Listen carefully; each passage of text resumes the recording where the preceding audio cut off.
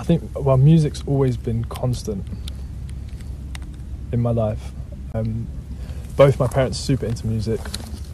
Like, mum always had Buena Vista Social Club or some Latin going on in the car, and dad's a super eclectic music fan. He always had some jazz on, dub, reggae, psychedelic rock. He's got like an awesome record collection of all sorts of stuff. So it was very constant at home.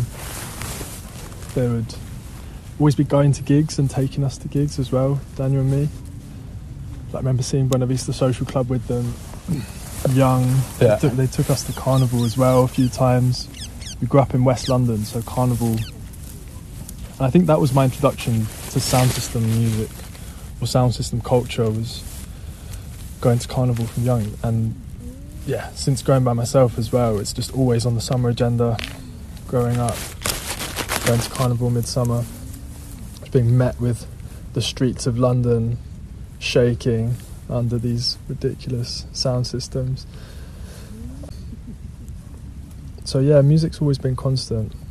And I remember mum always telling me as well, she used to take me to these like kiddies drum circles, which I don't remember, I was that young, like when I was like 1 or 2.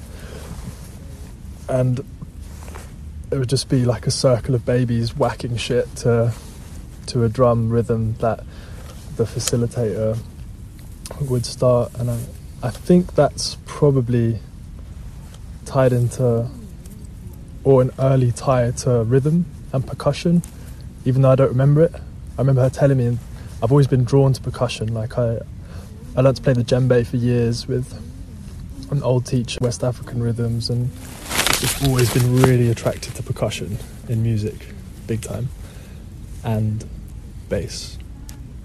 And the music space, I guess, from clubbing, from as soon as I could,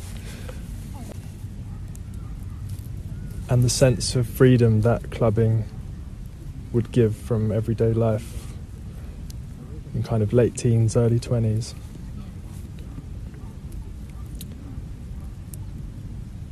And yeah, I've always wanted to discover new music. Like, I think for years and years and years, maybe the thing I've done most with my time is look for new music and listen to new music. And not necessarily music that's produced now or new in that sense, but new to me. And I've just dug into the depths, and I find it really fun and exciting to like go into the back catalogues of an artist or a now defunct label that lasted a few years, and